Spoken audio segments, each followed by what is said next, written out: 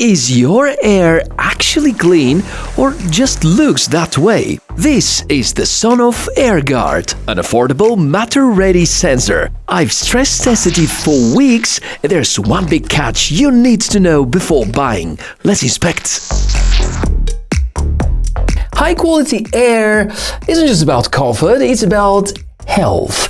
And this little device here is making the invisible visible, helping you to know exactly when it's time to open a window or turn on the air purifier at home. I think it's a perfect fit for home offices, for workshops, or anywhere where the dust and pollutants tend to build up. And I've been using this Sonoff-made air sensor for close to 2 months. Therefore, in this video, I'm going to share with you my rather long-term feedback. I'm going to show you how I risked the sensor's well-being in order to test its limits and tell you how it stacks up against competition. Nice to meet you. My name is Michael. We inspect. First, let's talk design. The AirGuard comes in the standard Sonoff packaging, clean and professional. If you follow the channel, you know that this isn't my first Sonoff sensor and won't be my last for sure. At the moment, this brand really sits in that sweet spot of value for money in the smart home world.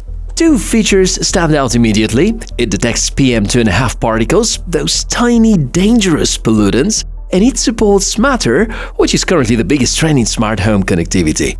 The build is plastic and very lightweight, but it doesn't feel cheap. The display is a basic high-contrast LCD that's easy to read, powers up via a Type-C USB port. Now, I initially hoped that this could run on batteries for more portability, but there's a technical reason it doesn't. Laser-based sensors and their internal fans require a constant, stable power draw that batteries just can't provide reliably over time. Plus, the Wi-Fi connectivity, which is more power-demanding than others, such as Zigbee or Z-Wave. One design note here, there's a retractable stand for desk use. Make sure to try it out. Sonoff seems to prefer you to keep this away from walls in order to ensure maximum airflow around the sensor. I do wish they had included better mounting options, like a better lanyard hole, but for a desk-based monitor, it works fine. Now, let's look at the numbers. The AirGuard monitors temperatures between 0 and 50 degrees, humidity up to 95%, particulates PM2.5 and PM10 with rated accuracy of ±10%, and has a very convenient smartphone app.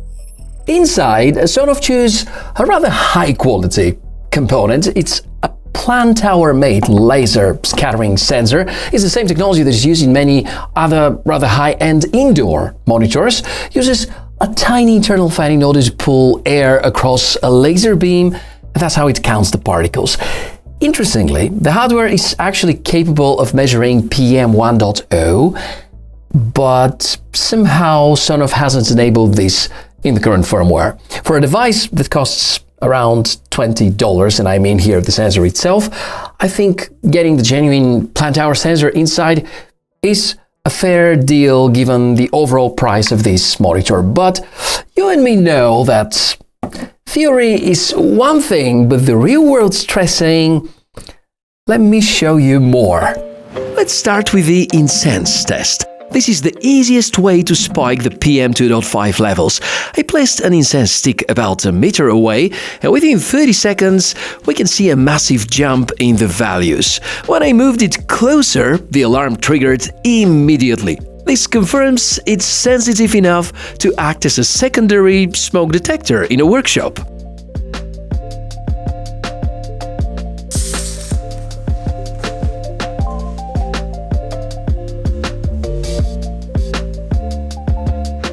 The AirGuard easily passed more of my daily life stress tests, such as candles, cooking fumes, and even shaking a dusty pillow. But the more I tested, the more I noticed a pattern. Houston, we have a problem. When I shook out a heavy blanket, which by the way in most cases creates larger dust particles, the sensor shows almost identical results for both PM2.5 and PM10. I saw the same thing when using my workshop vacuum, which lacks a HEPA filter. It should have been catching the PM2.5 but letting the larger PM10 through. which leads me to the belief that the firmware might be calculating the PM10 values based on the PM2.5 readings rather than measuring it independently, and hopefully a future update can improve this accuracy. Now, let's focus more on the software side because we have a few great options. eWelink, which is the native smartphone app, cloud-based, stable, very user-friendly. Adding the device is so easy, and I think the interface looks beautiful. Option number 2 is to try out the Sonoff iHost. If you want local control, and this is gonna work great. However, we're still waiting for the integration already 2 months after the release of the AirGuard sensor. And option number 3, because this is a Matter device, you can try integrating it in Home Assistant. Spoiler alert, that's super easy. It detected instantly and has been perfectly stable for several weeks. One minor complaint, well, technically could be a significant one, there is currently no way to manually calibrate the values in the app, which is a feature I'd love to see added. To the drawbacks, I'd also consider the mentioned PM2.5 and PM10 suspiciously close results, and the not as fast software development.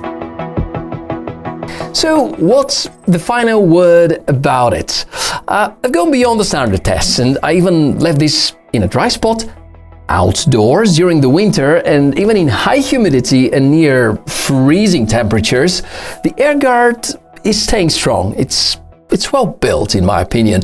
However, we have to be honest about the competition. For example, the IKEA Vindstyrka costs roughly the same, uses a Sensirion-made sensor, which is generally providing a bit more consistent, calibrated data, and also includes TVOC, which is volatile organic compound sensing. And my advice, if you want a simple, Matter-ready device that plugs without using any extra hubs, I think this Sonoff device is a solid buy. But if you already use Zigbee at home and you want the highest possible accuracy with VOC tracking, the IKEA might be the better choice overall at this price. So that's it from my end. I hope it helps you to finish your own research and choose the right sensor for your home. If this was indeed helpful, please support the channel, a like, a subscribe. Sharing with anyone who cares about their air quality is much appreciated. For more tech inspections, I'm gonna see you in the next one. Bye!